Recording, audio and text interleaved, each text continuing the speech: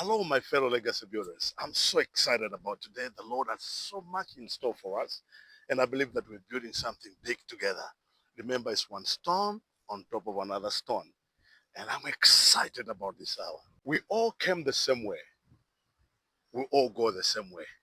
But in between this brief moment in eternity, the beginning of your life to the end of your life, sometimes I sit and think to myself, we live maybe for 50 years, for 70 years, 100 years. But when you calculate it, you say it's a very short period of time. But in that space of time, from the time of birth to the time of our death, we fight for everything. And having accumulated everything, at the end of our life, we leave everything behind. Having fought for everything and got everything and leave everything behind. And then, as I said in the last episode, 50 years from your death, nobody wants to talk about what you had. We talked about Nelson Mandela. We said we don't talk about what he dressed, what he drove, and things of that nature. We talk about what he left behind, the legacy, the life behind, the spirit behind what he did. This is why legacy has nothing to do with what you achieve and accumulate in material sense. Legacy is about you. So we'll be narrowing it down to try and get to you. And when I talk about you, I'm talking about you as a product packaged by God, dispatched into the earth for an assignment. And so it is important for us to discuss about that which is God's deposit in you, because that's what we need, a catalyst of change in our society. In that sense, legacy is about your gift. What is it that you have? I'm not talking about skill. We'll be getting to skill a little bit later, but I'm talking about your gift. Your gift is what makes you unique, makes you different. And that's what we need to zero in, because that's what will create room for you before great men and not obscure men. It's not about what you achieve. It's not about the name you have, but it's about that which is in you that makes you different from everybody else. That's what we need to sell. As an equipment is a tool that you can use to make a difference in your community and in your society. And those are the things that you'll be remembered for.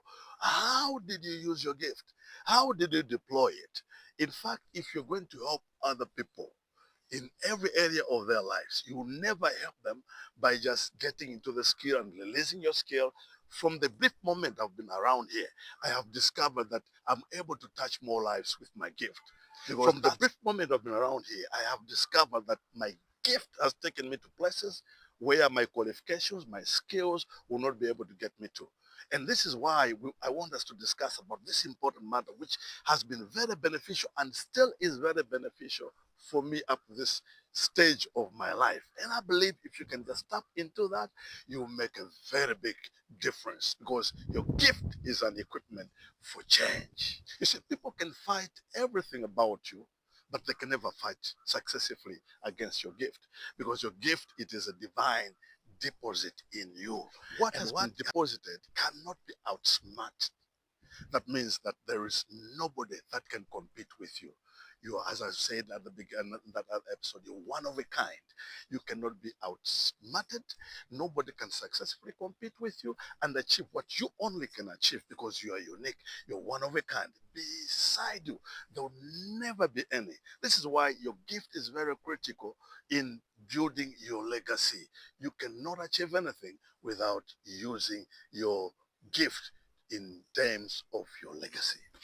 You see, people have tried, they have fought gifts of men, and they have failed. This is why we've always said you can eliminate someone else, but you can never eliminate their gift, because their gift will speak on. There are people that have died for a cause, people that have mattered for what they believe was what they needed to bring them. These are men, women that were killed for what they believed in.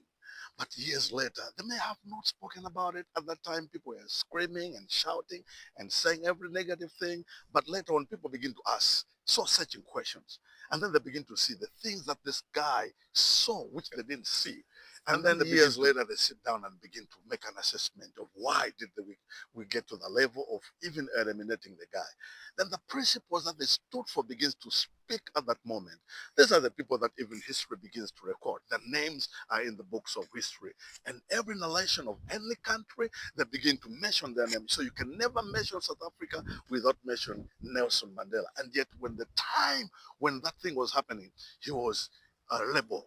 They talked about and labeled him many bad word. Yet in that moment and that time, in the heat of the hour, they blinded him with so many names. Guys like Martin Luther, they said so many things.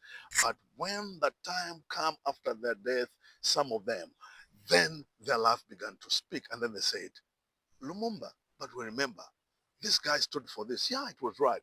And then they came back to their senses. And that's a thing that people still speak about them to this very day. May you be remembered as a legacy builder of the life you've lived and the heritage you've left for the next generation. Keep strong. Let's keep fighting. We are in for big things. Let's leave our world better than we found it. We have an assignment from the maker of where we are. Thank you so much. I'll see you again next time.